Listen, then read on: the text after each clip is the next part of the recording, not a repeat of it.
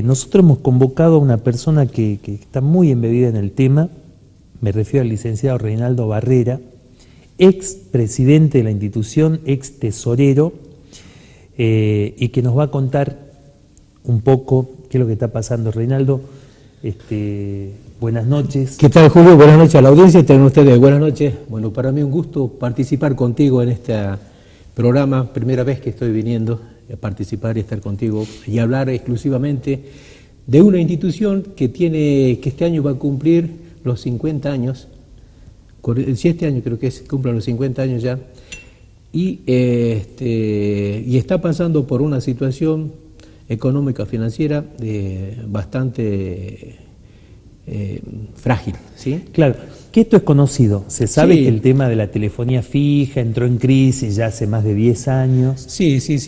Esta cuestión del congelamiento, no sé si se dice así, congelamiento del valor del pulso. Exactamente, ese es del año 1999, que viene congelado, fijado directamente, que no se ha revalorizado, no se ha actualizado. Hace casi 20 años. Sí, y bueno, a partir de esos momentos comenzó todas las cooperativas a tener problemas, ¿sí? En la cual no podían actualizar el valor del pulso. Esto ha traído como consecuencia que, por ejemplo, nuestra institución, en el año 2008-2009, se postuló el señor Ramón César Argañarás, sí, en la cual fue electo. ¿Esta crisis terminal comienza con la llegada de Argañarás? A ver, ya venimos desde hace varios años con el balance en rojo, ¿sí?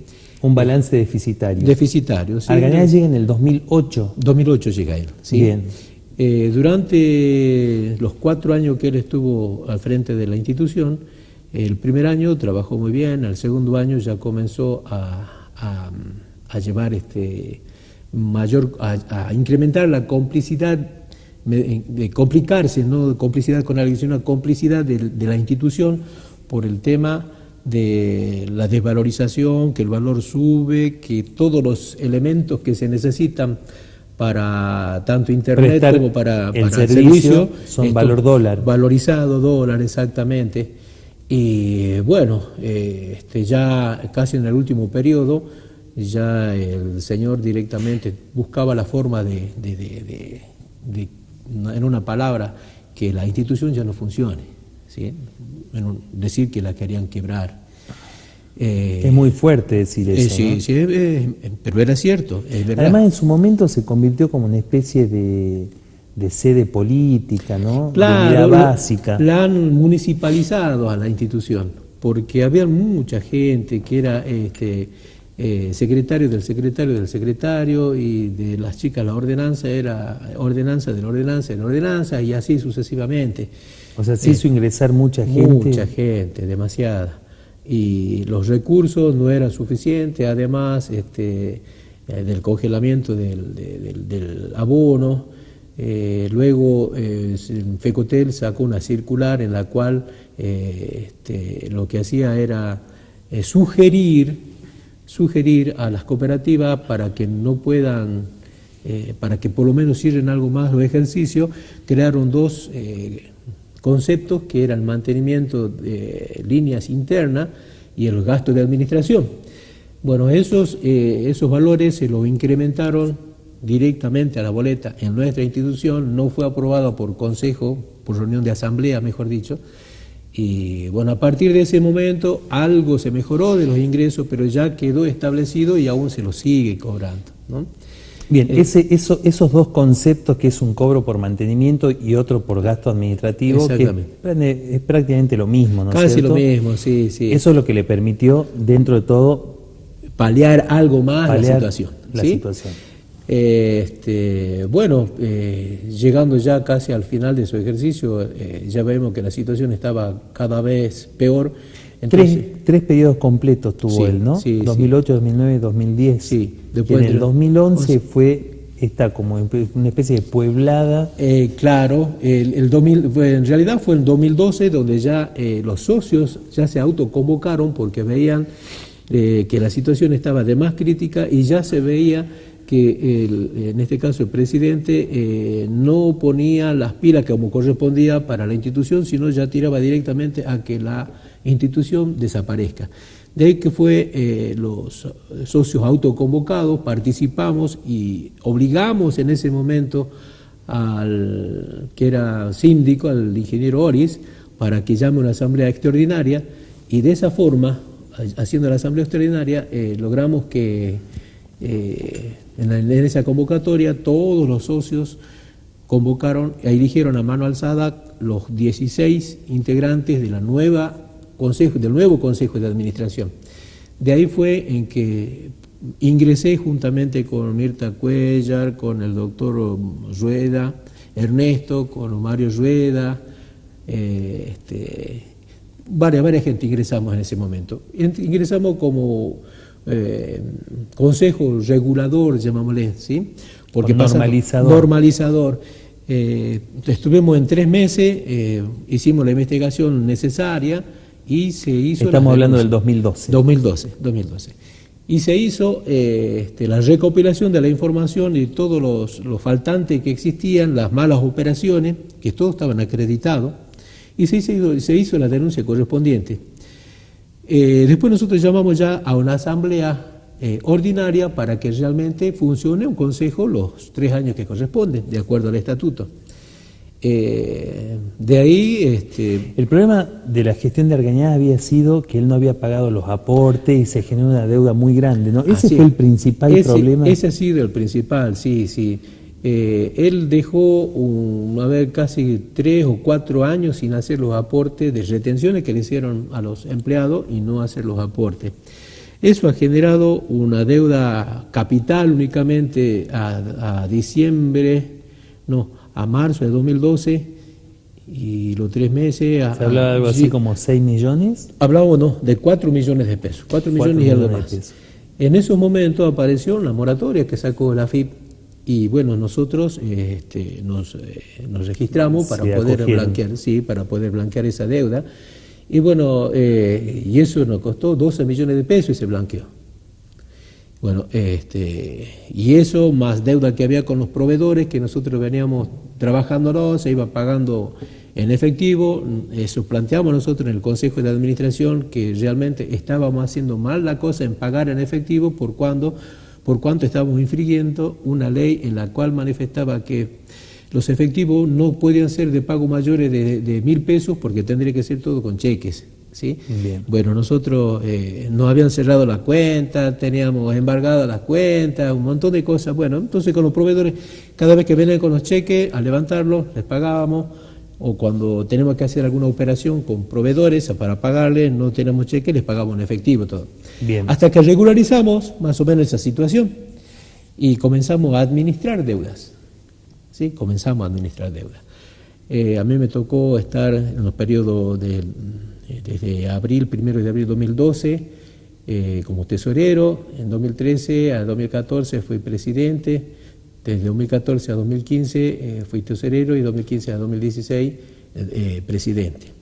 O sea, tuviste 2 años de tesorero y 2 años de presidente. Así es.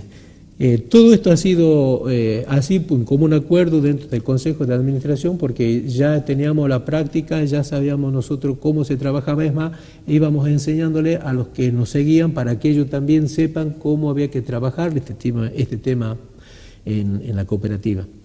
Bueno, una vez que nosotros ya estábamos regularizando... ¿En esos 4 años logran más o menos ponerla en caja a la empresa? Hemos reducido el déficit, que era de 4,5 millones al ejercicio 2015-2016, 1.200.000. Bien. Reducimos totalmente el déficit. Un ejercicio más con certeza de que iba a reducir más las pérdidas, o a lo mejor tenemos algo de positivo, ya un balance. Pero bueno, tocó el momento. Además, ustedes logran destrabar el famoso proyecto de la televisión por cable. Claro, sí, eso fue en el año 2015-2016. El señor Argañarás ya había comenzado a trabajar con el tema de la televisión por cable, y fue frenada por el problema de un artículo de la vieja ley, ¿sí? y hasta que apareció la nueva ley de comunicaciones, Sí. y comenzamos nosotros a trabajar sobre eso, y bueno, a mí como presidente me tocó hacer ese trabajo hasta que conseguimos la habilitación definitiva del canal de televisión. Eso ha sido más o menos en noviembre de 2015. Bien. ¿Sí? Llegó ya la habilitación definitiva y comenzamos primeramente ya a ver el personal que debíamos tener, acomodar lo que era, fundamentalmente nos pedían era un noticiero local. Bien. Todos los que trabajaban ahí han sido gente del Libertador, tanto en la parte periodística como de los que estaban a cargo de la parte técnica, de los que estaban a cargo de la parte de administración también. Y bueno, comenzamos a dar los noticieros, a salir a buscar en Buenos Aires, en Córdoba precisamente, en Colsecor, los acuerdos para que podamos ver otros canales de televisión. Bueno, comenzamos a trabajar despacio, no había publicidad por cuanto faltaba una autorización desde Buenos Aires para hacer el tema de la publicidad, hasta que llegó esa habilitación y comenzamos recién a buscar algo de publicidad. Bien. Cuando ya estaba todas esas cosas definidas, bueno, ya llegaba el periodo 2015-2016, en julio de 2016 ya había que renovar porque nuestros cierres de balance son el 31 de marzo. Y de ahí, de acuerdo al estatuto, hay 4 meses para poder llamar a otra asamblea. Bien. En julio llamamos a asamblea. Uno nunca puede, está bien, no tiene por qué perdurar uno en un puesto, ni tampoco atornillarse. Nosotros lo que seguíamos era la gestión, que se complete lo programado, lo proyectado. Cuando se hizo la asamblea en julio del 2016, participaba en ese momento la lista amarilla, que era con el señor López Rita y otras personas más. Hubo unos inconvenientes en la cual hicieron de que directamente muchos problemas plantearon esa gente desde afuera de la cooperativa, que no dejaron que se inicie como corresponde el tema asambleario, y se ha pedido un cuarto intermedio. A ese cuarto intermedio pasó para octubre, y ahí tuvo una participación activa del tema del gobierno, del gobierno, ¿no? A ver, ustedes pierden una elección por 5 votos. Por 5 ¿Esto votos. fue en octubre o fue en julio? No, eso fue en octubre, porque en julio lo que se hizo fue llamar un cuarto intermedio. Claro. Bien. Cuando nosotros... O sea, las autoridades legítimas llaman a un cuarto intermedio y la asamblea se reanuda en octubre. En octubre, exactamente. Y en octubre ocurre esta cuestión que no está muy clara en qué sentido. Ellos, obviamente, habiendo ganado la elección, ingresaban 4 consejeros, quedaban 8. En la primera instancia, bueno, ganó Mario Rueda Claro. El tema viene ganó así. el expresidente, digamos. Sí. El tema viene así. ¿Por qué hablo yo de la participación del gobierno? Directamente porque hubo ya direccionado quién iba a ser el presidente, ¿sí? Cuando se llama al primer día hábil después de la asamblea, se reúnen todos los cuatro que ganaron, los nuevos, más los 8 que quedaban. Se llama a la distribución de cargos, y en ese momento, al haber todos los consejeros, se hace la votación correspondiente y Mario Rueda es electo presidente. Pero ahí los 4 que habían ingresado se retiran, ¿no? Claro, a eso quiero llegar. No se retiran antes de elegir. Lo que pasa es que ellos están ahí cuando se hace la elección. Lo que ocurrió es que no se le dio ningún cargo a ellos porque ellos no conocen nada, tienen que aprender qué es lo que hay. Tienen que participar, ir a la reunión de consejo, como se hace, y a informar qué es lo que se está haciendo, y arrimarse tanto a tesorería o a la presidencia para enseñarle cómo es el manejo, cómo se trabaja. Bien. ¿Sí? Cuando se hace la distribución de cargo, a ellos no les tocó nada, entonces ¿qué hicieron? Se levantaron y se retiraron, se fueron, ya estaba el quórum hecho. ¿Qué hicieron ellos? Directamente se vinieron acá al Ministerio de Trabajo, hablaron con Cabana Fuchs, y Cabana Fuchs mandó directamente su personal y se hace de nuevo toda una asamblea, toda una asamblea. ¿Cuál había sido Pero, a ver, más allá de que sea Sí. cierto o no, ¿qué habían esgrimido ellos de que, por qué esos 8 no podían elegir al nuevo presidente Pues no, lo que ellos querían es tener algún tipo de cargo dentro de la institución. Pero eso no es obligatorio. No es obligación. Por eso es, si decimos que la asamblea en una cooperativa Pero es eso lo más les democrático, sirve, porque ellos se retienen y después van a una nueva elección y ahí ganan. es que ya vienen puestos. ¿Por qué? Porque había presión en los consejeros. Había un consejero que tenía un nieto en las 40 hectáreas, un terreno, y desde el municipio lo han presionado para que ese chico salga de ese terreno y el abuelo, que era consejero, tenía que darle el voto a López Rita. O sea, gente que en la primera instancia votó por Rueda, después Claro, termina revirtiendo revirtiendo el voto por presión política.